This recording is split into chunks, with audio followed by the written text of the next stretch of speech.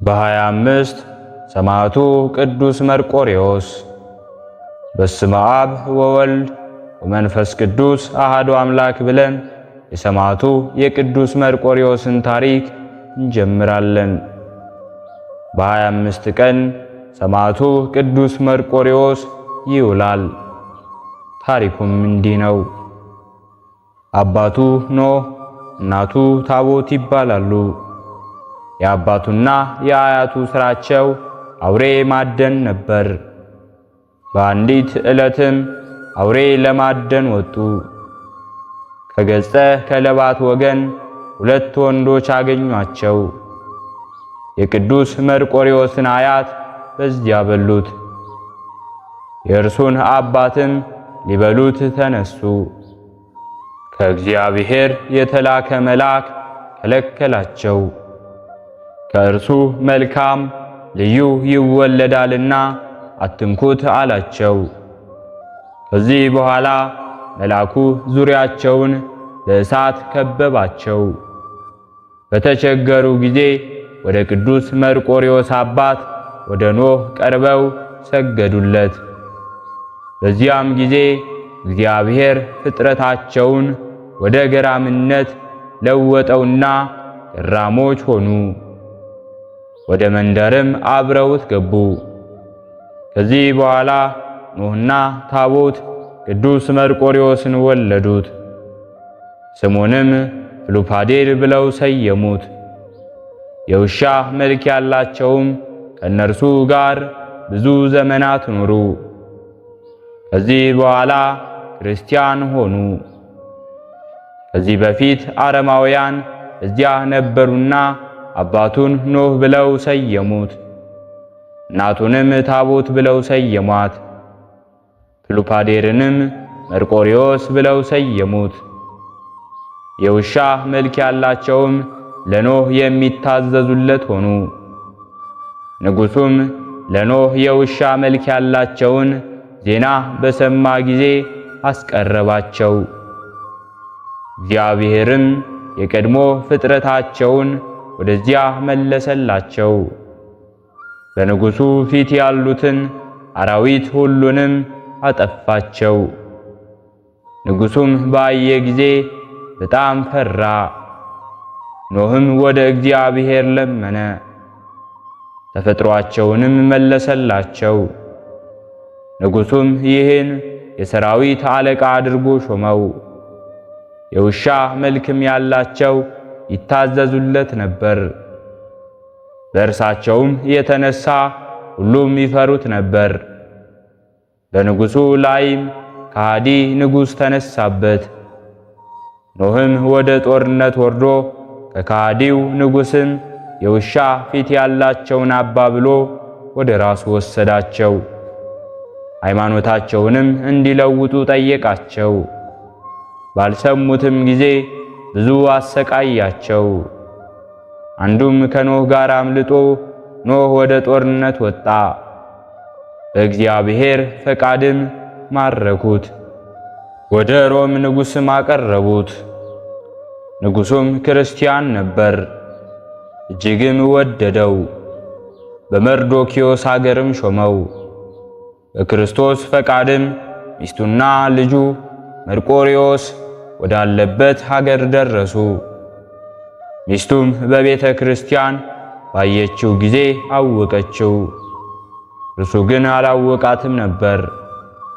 ሚስቱ እንደሆነችም ነገረችው፣ አወቃትም።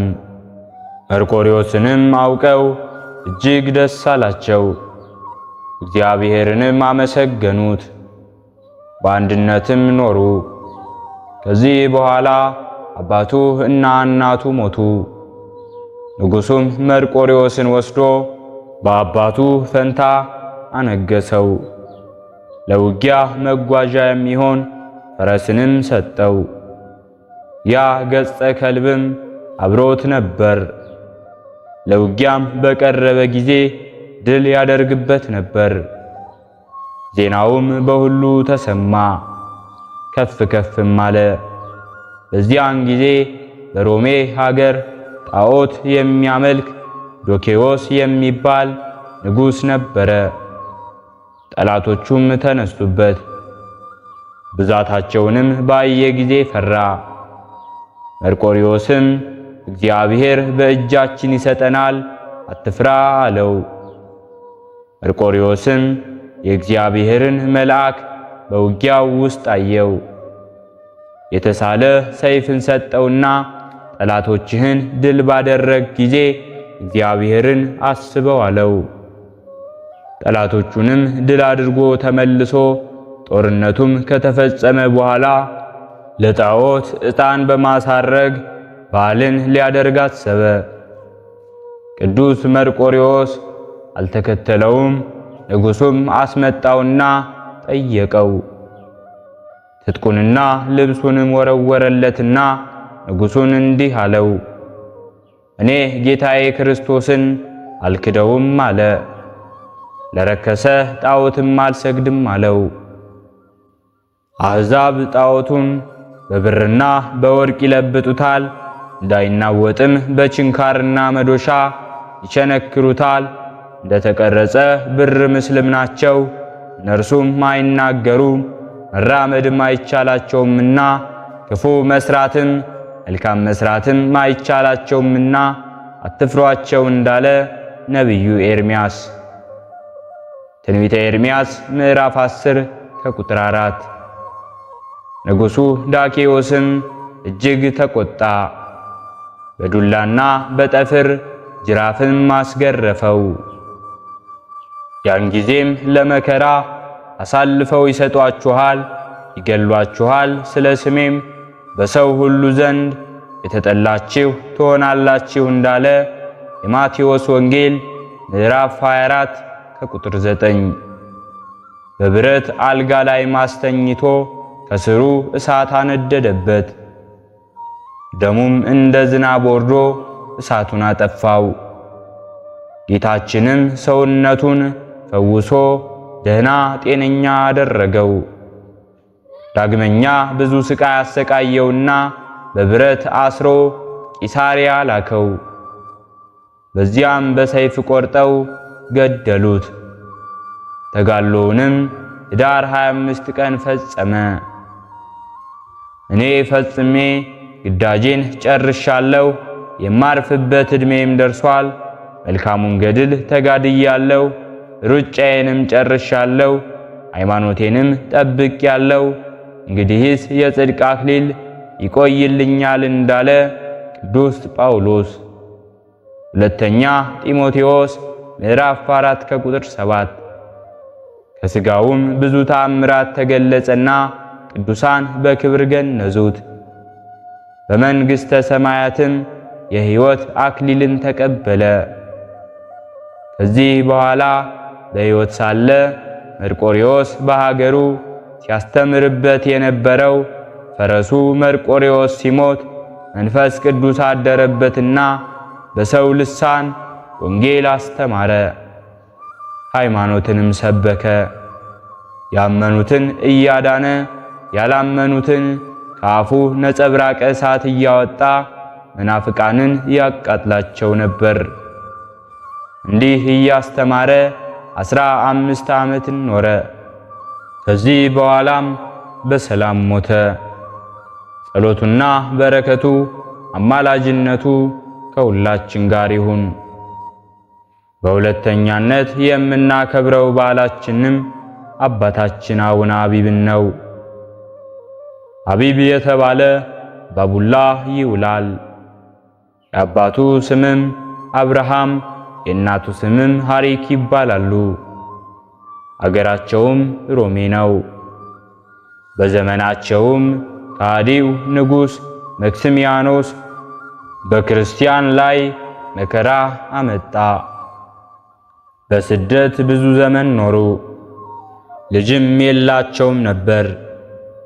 እግዚአብሔርን ለመኑት። ስዕለታቸውንም ሰማቸውና መልአኩ ቅዱስ ገብርኤል በሕልም ተገለጠላቸውና በቤታቸውም አጠገብ ታላቅ ቅዱስ ዛፍ በዚያ በቀለ። በቅጠሉም ላይ በሮማይስጥ ቋንቋ ሁላ የእግዚአብሔር አገልጋይ፣ እርሱም ያከበረው የሚል ጽሑፍ ነበረበት።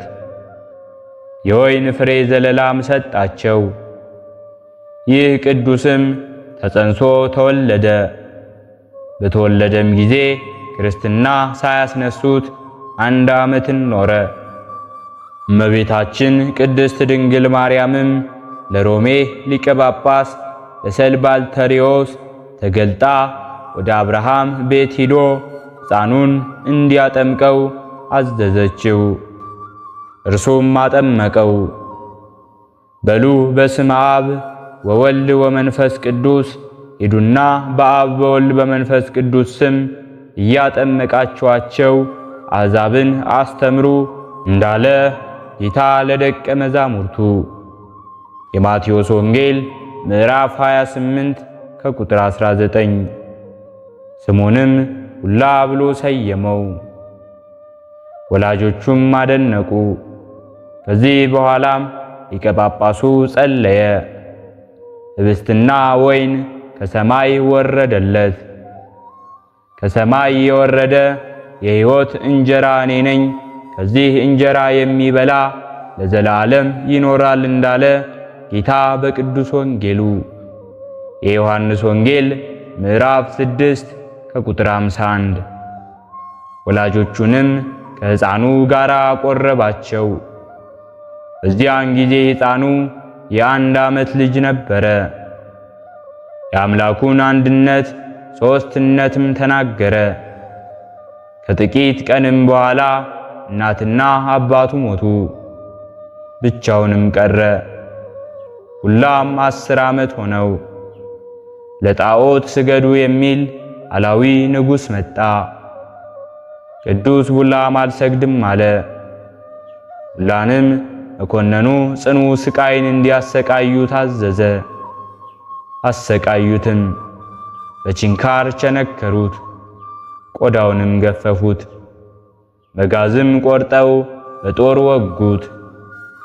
በመንኮራኩርም ሰቀሉት፣ በገመድም ጎተቱት። መልአኩ ቅዱስ ሚካኤልም መጥቶ አዳነው፣ ጤነኛም አደረገው። ከዚህ በኋላ ወደ ሌላ መኮንን ሄዱ። ጣዖቶችንም ረገሟቸው።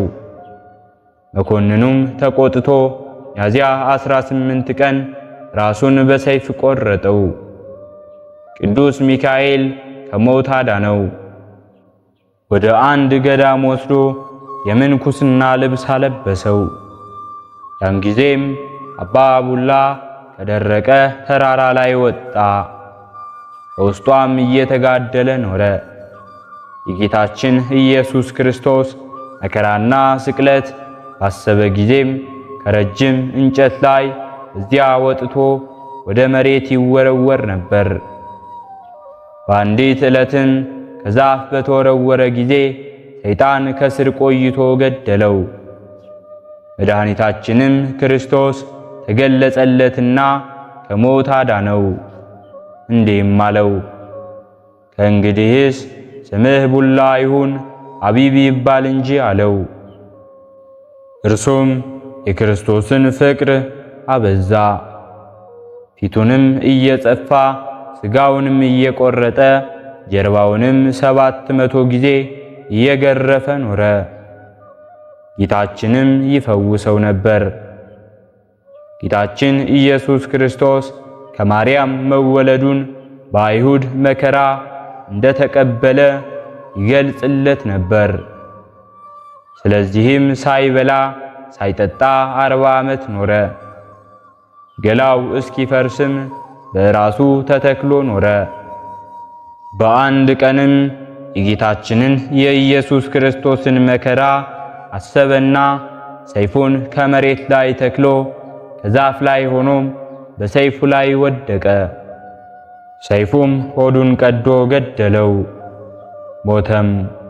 እመቤታችን ቅድስት ድንግል ማርያምም ከአእላፍት መላእክት ጋር ተገለጸችለትና የእኔ የልጄ ወዳጅ አቢብ ሆይ ሰላምታ ይድረስህ አለችው። ከበድኑም ቃል ወጣ፣ የሰማይና የምድር ንግሥት ሰላምታ ይገባሻል አላት። ከሞትም አስነሳችው።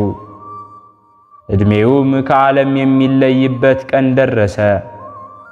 ጌታችን ክርስቶስ በእጁ የሚሰሩ አክሊሎቹን ልብሶቹን ይዞ ተገለጸለትና የምሕረት ቃል ኪዳንም ሰጠው።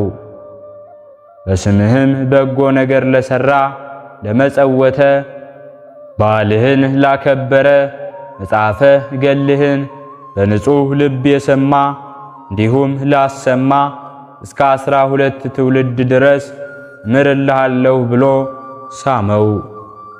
በደረቱም አቀፈውና ወደ ሰማይ አወጣው። የመላእክትንም ምስጋና በሰማች ጊዜ ነፍሱ ከሥጋው ተለየች። ወደ ሰማያዊት ኢየሩሳሌምም ገባች። ጸሎቱና በረከቱ ከሁላችን ጋር ይሁን። ሕሊናችን በማሰባሰብ አባታችን ሆይ እንበል። አባታችን ሆይ በሰማያት የምትኖር፣ ስምህ ይቀደስ፣ መንግሥትህ ትምጣ፣ ፈቃድህ በሰማይ እንደሆነች እንዲሁም በምድር ላይ ትሁን። የዕለት እንጀራችንን ስጠን ዛሬ፣ በደላችንንም ይቅር በለን እኛም የበደልነውን ይቅር እንደምንል፣ አቤቱ ወደ ፈተናም አታግባን ከክፉ ሁሉ አድነን እንጂ መንግሥት ያንተ ናትና ኃይል፣ ክብር፣ ምስጋና ለዘላለሙ አሜን። እመቤታችን ቅድስት ድንግል ማርያም ሆይ በመልአኩ በቅዱስ ገብርኤል ሰላምታ ሰላም እንልሻለን። በሐሳብሽ ድንግል ነሽ፣ በሥጋሽም ድንግል ነሽ። አሸናፊ እግዚአብሔር እናት ሆይ ሰላምታ ላንቺ ይገባሻል። ከሴቶች ሁሉ ተለይተሽ አንቺ የተባረክሽ ነሽ፣ የማኅፀንሽን ፍሬ የተባረከ ነው። ጸጋን የተመላሽ ቅድስት ሆይ ደስ ይበልሽ፣ ልዑል እግዚአብሔር ካንቺ ጋር ነውና ከተወደደው ልጅሽ ከጌታችን ከመድኃኒታችን ከኢየሱስ ክርስቶስ ዘንድ ይቅርታውንና ምሕረቱን ለምኝልን ኃጢአታችንንም ያሰርይልን ዘንድ ለዘላለሙ አሜን። ስለነበረን ጊዜ ሁሉ የአምላካችን የልዑል እግዚአብሔር ስሙ ዛሬም ዘወትርም የተመሰገነ ይሁን። አነሳስቶ ላስጀመረን አስጀምሮ ላስፈጸመን ለልዑል እግዚአብሔር ምስጋና ይሁን። ውድ የሃይማኖት ሚዲያ ተከታታዮች ከዚህ በላይ እንድንሰራ አገልግሎቱ በሰፊው ይሰጥ ዘንድ በሀገር ውስጥም በሀገር ውጭም ያላችሁ ይህንን መንፈሳዊ ቻናል ላይክ፣ ሰብስክራይብ፣ ሼር በማድረግ ድጋፋችሁን ታሳዩን ዘንድ በትህትና እንጠይቃለን። ያላችሁን ሐሳብ አስተያየት በኮሜንታችን ስር ላይ አስቀምጡልን። ወስብሐት ለእግዚአብሔር ወለወላዲቱ ድንግል ወለመስቀሉ ክቡር። ይቆየን።